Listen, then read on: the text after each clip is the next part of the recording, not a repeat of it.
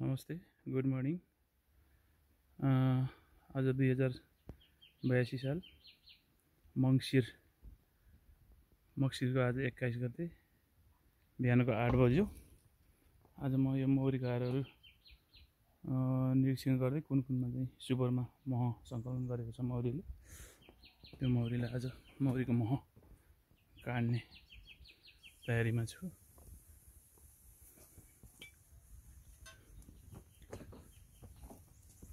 यहाँ देख्नुहुन्छ मैले यो घरलाई सुपर ब्रुड कक्ष नै दिएको छु, माथिपट्टि तलमा पनि र सबैमा आधार जग्गा फिट गरेको छु। हेरौँ अब चाहिँ स्रोतको लागि या जङ्गलमाथि जङ्गलहरू छ, राम्रोसँग एकदम चाहिँ कटुसहरू फुलिरहेको अवस्था यतिखेर। कटुस राम्रो स्रोत छ यहाँको।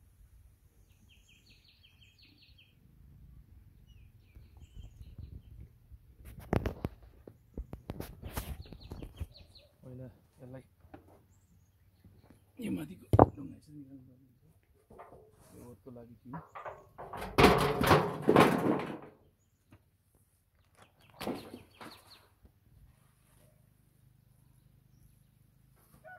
त्यसै गरी यसलाई हल्का गरिदिनु पर्ने हुन्छ ताकि मौरीहरू सिरलेट गर्दै बस्यो भने यसलाई एउटा सङ्केतहरू आफ्नो सेफ्टी गर्दैन।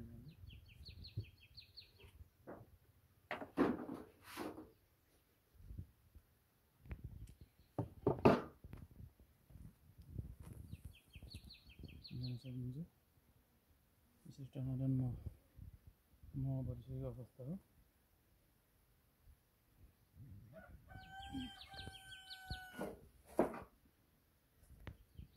यसलाई बिस्तारै धुवा दिनुपर्ने हुन्छ।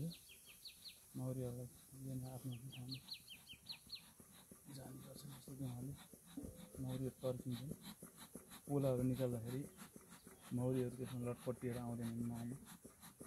यसको लागि हामी पूर्व तयारी गरेर यसरी हामीले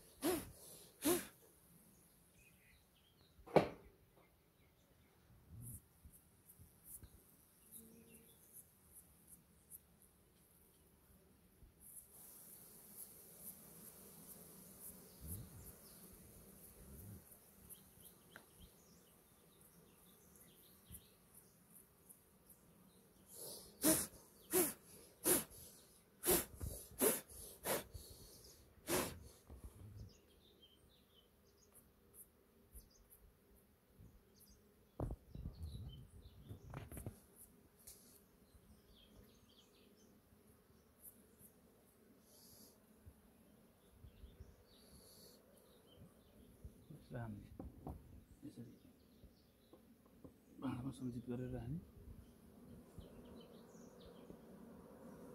हेर्न सक्नुहुन्छ यो सर्लक्कै टालेको छ। यो पाकेको मह भनिन्छ यसलाई, सर्लक्कै टालेको छ।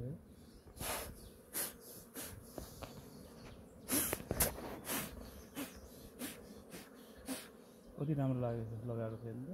लगभग 1 किलो जस्तो एउटा पोलामा ल्याउन सकिन्छ हाम्रो। यसरी मैले ब्रुड कक्षको चाहिँ फ्रेम दिएको थिएँ, यसरी टालेको छ। कति राम्रो काम गरेको छ।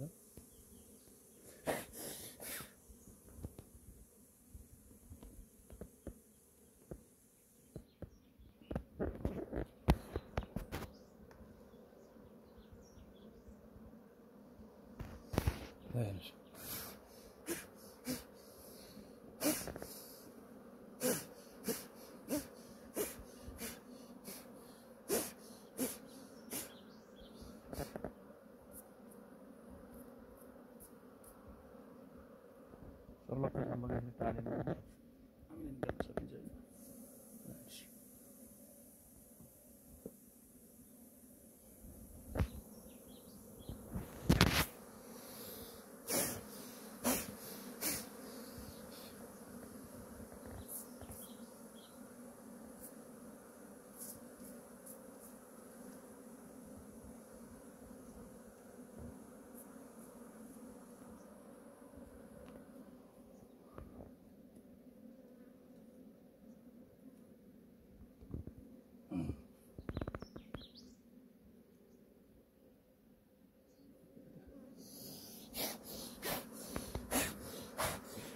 ल हेर्नुहोस् त कति राम्रो सिल गरेको चाहिँ 100% पाकेको मह हो यो।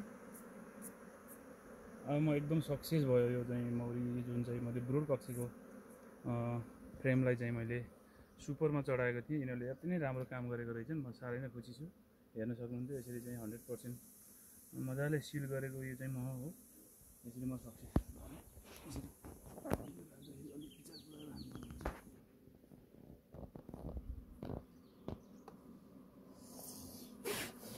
ल हेर्न सक्नुहुन्छ। हेर्नुहोस् त कति राम्रो दुवै साइडमा यसरी टालेको छ यति राम्रो तरिकाले। यो स्रोत पनि राम्रो हुनुपर्ने हुन्छ र अनि मौरी अलिकति एक्टिभ पनि हुनुपर्ने हुन्छ। यसो गऱ्यो भने यो पहिला कार्तिकको 25 गते पनि निकालेको मह हो है साथीहरू। यो दोस्रो पटक हो मेरो, यो दोस्रो पटकको चाहिँ मह हो है।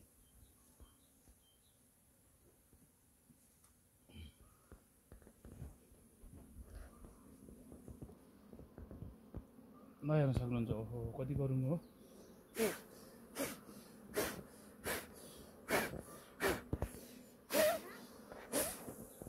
हजुर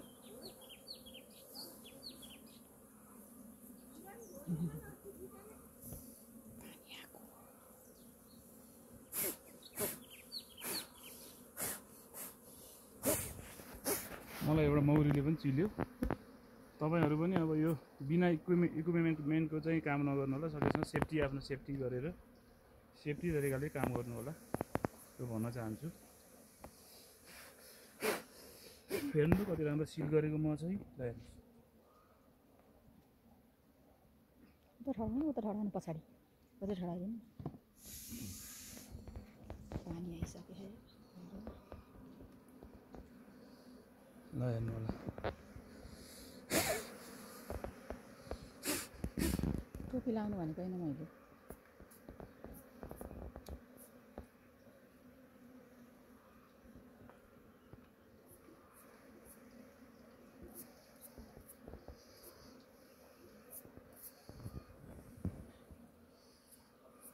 ल हेर्नु यति राम्रो सिल गरेको म हेर्नु त।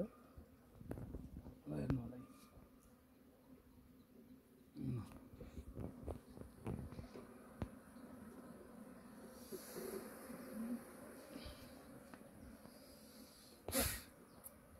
त्यहाँ छोड्दै नि हुन्थ्यो बरु। ए टोपी बन्द गरिदिउँ।